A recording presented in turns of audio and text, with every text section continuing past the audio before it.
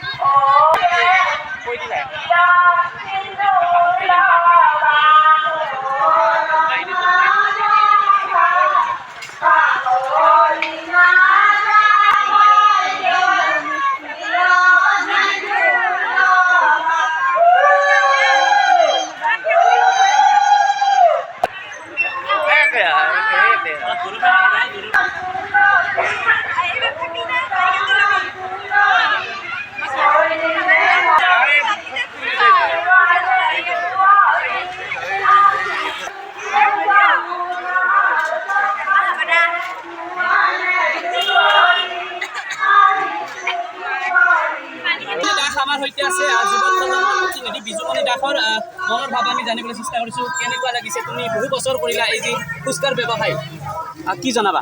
মানে বহুতে বেছি ভাল লাগিছে। নমস্কাৰ সকলোকে। মই জনাব বিচাৰোঁ যে মোৰ নাম বিজুমণি দাস আৰু সকলোকে অসমীয়া নৱবৰ্ষৰ শুভেচ্ছা জনাইছোঁ। আৰু মই ফুচকা দোকানটো আচলতে বহুত আপোনাৰ প্ৰায় 1 বছৰ আগৰ পৰা কৰি আছোঁ।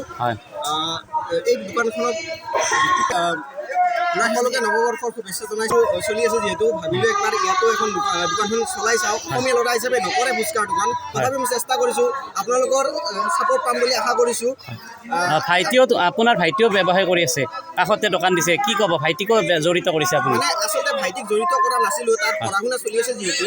কিন্তু এই দোকানখনত আমাৰ কাষ্টমাৰৰ বহুতেই বেছি আমি ভাল ৰেচপন্স এটা পাওঁ। সেইকাৰণে অকলে চম্ভালিব নোৱাৰোঁ কাৰণে ভাইটিক ৰাখিছোঁ লগত। আচলতে সি ক্লাছ 10ৰ এইবাৰ প্ৰথম ক্লাছ 10 পাইছে, তাৰো পঢ়া শুনা চলি আছে যিহেতু।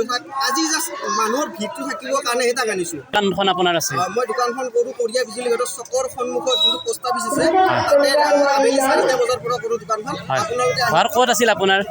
মোৰ ঘৰ আছিলে কৰিয়া বিজুলী ঘাটত। আৰু আপোনালোকৰ আশা মানে ছাপোৰ্ট পাম বুলি ভাবি পিনে দোকানখন কৰিছোঁ। তেতিয়াহ'লে আহিব যদি আপোনালোকে বিজুলী ঘাটৰ পিনে আহে একবাৰ। ঠিক আছে। প্ৰজন্মৰ প্ৰতিনিধি বিজুমণি দাসৰ সৈতে আচলতে উদ্যোগী যুৱকলৈ পৰিণত হৈছে বিজুমণি দাস। আৰু বিজুমণি দাসৰ ভাতৃ আমাৰ সৈতে উপস্থিত আছে। 10ম শ্ৰেণীত অধ্যয়নৰত বুলি আমি জানিব পাৰিছোঁ। আমি তেওঁৰ পৰা মনোভাৱ জানিব চেষ্টা কৰিছোঁ। কেনেকুৱা লাগিছে আজি তোমাৰ ইয়াত এই যি ব্যৱসায় ভাইটি সহায় কৰিব পাৰিছে, কেনেকুৱা লাগিছে?